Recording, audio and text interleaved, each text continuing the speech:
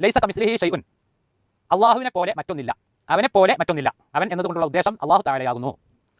ഇന്നല്ലാഹ, നിശ്ചയം അള്ളാഹു തആല മുഖാലിഫുൻ, അവൻ വ്യത്യസ്തനാണ്, ലി ജമീഇൽ ഖൽഖി, എല്ലാ സൃഷ്ടികളിൽ നിന്നും. അള്ളാഹു തആല അള്ളാഹു പടച്ച എല്ലാ സൃഷ്ടികളിൽ നിന്നും വ്യത്യസ്തനാണ്. ഏതെല്ലാം നിലക്ക് വ്യത്യസ്തനാണ്?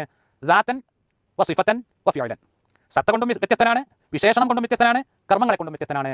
സത്ത, വിശേഷണം, കർമ്മം, ഇവ മൂന്ന് കൊണ്ടും അള്ളാഹു തആല സൃഷ്ടികളിൽ നിന്ന് തികച്ചും വ്യത്യസ്തനാകുന്നു.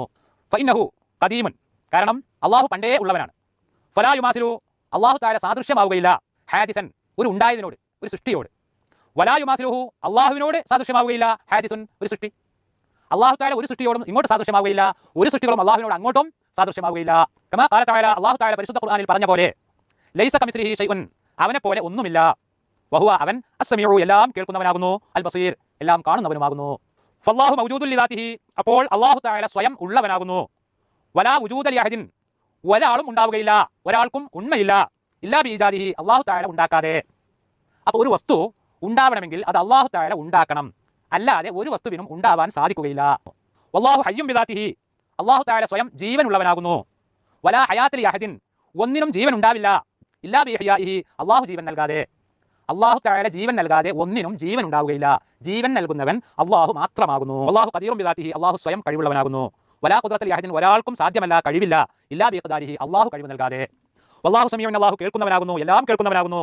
ബസീറുൻ, എല്ലാം കാണുന്നവനാകുന്നു. മുതക്കല്ലിമുൻ, സംസാരിക്കുന്നവനാകുന്നു. ബിദാതിഹി, സ്വയം. അള്ളാഹു സ്വയം കാണുന്നവനാണ്, അള്ളാഹു സ്വയം കേൾക്കുന്നവനാണ്, അള്ളാഹു സ്വയം സംസാരിക്കുന്നവനാണ്. മറ്റൊരാൾ കഴിവ് കൊടുത്തിട്ടല്ല അള്ളാഹു സംസാരിക്കുന്നത്, കാണുന്നത്, കേൾക്കുന്നത്. വനഹ്നു ലാ നസ്മഉ, നാം കേൾക്കുന്നില്ല, നമുക്ക് കേൾക്കാൻ സാധിക്കില്ല, ഇല്ലാ മാ അസ്മഅനല്ലാഹ്, അള്ളാഹു തആല കേൾപ്പിച്ചാലല്ലാതെ, കേൾക്കാനുള്ള കഴിവ് അള്ളാഹു നൽകിയാലല്ലാതെ.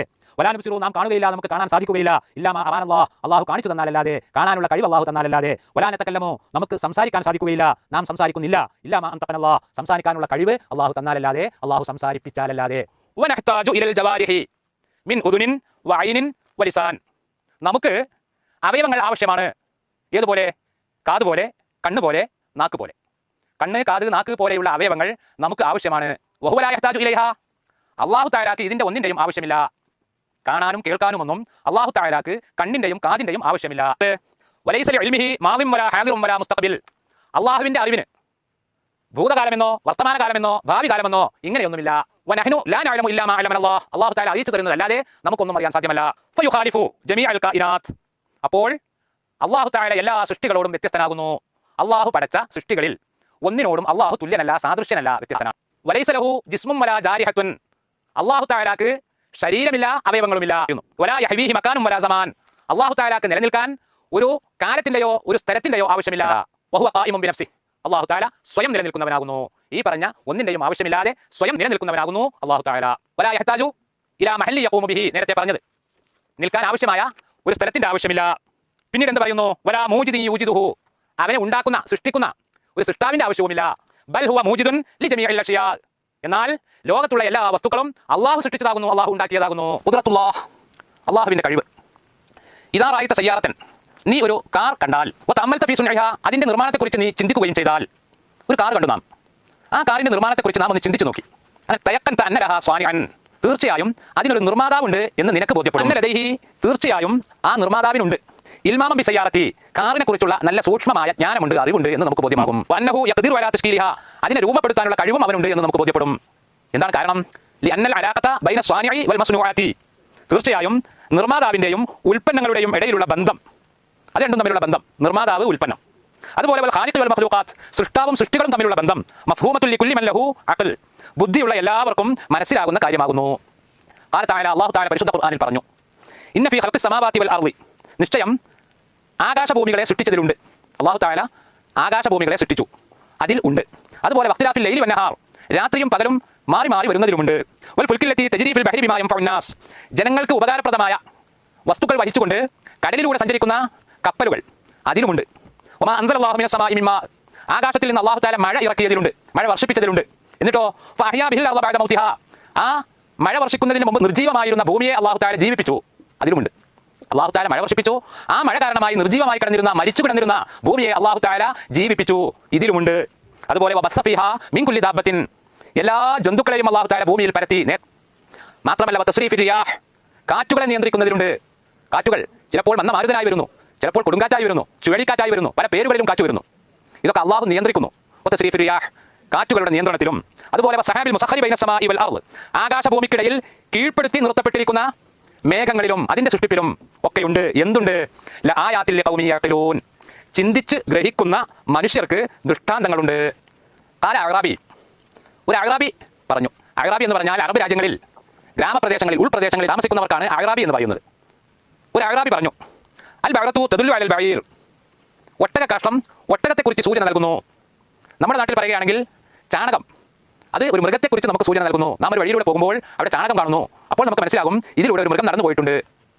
അതുപോലെ വഅസറുൽ അഖ്ദാമി യദുല്ലു അലൽ മസീർ, കാൽപ്പാടുകൾ നടന്നുപോയ ഒരാളെക്കുറിച്ച് അല്ലെങ്കിൽ നടത്തത്തെക്കുറിച്ച് സൂചന നൽകുന്നു. അർളുൻ ദാതു ഫിജാജ്, അപ്പോൾ വഴികളുള്ള നമ്മുടെ ഭൂമി. വസമാഉൻ ദാതു അബ്റാജ്, രാശികളുള്ള ആകാശം. അഫലാ തദുല്ലു അലൽ ലത്തീഫിൽ ഖബീർ, അതിസൗമ്യനും സൂക്ഷ്മജ്ഞാനിയുമായ അള്ളാഹുവിനെ കുറിച്ച് നമുക്ക് വിവരം തരുന്നില്ലയോ, സൂചന നൽകുന്നില്ലയോ? അത്തൗഹീദ്, അള്ളാഹുവിൻ്റെ ഏകത്വം. അല്ലാഹുല്ലദീ ഖലഖ കുല്ല ഷൈ, എല്ലാ വസ്തുക്കളെയും സൃഷ്ടിച്ചവൻ അള്ളാഹുവാണ്.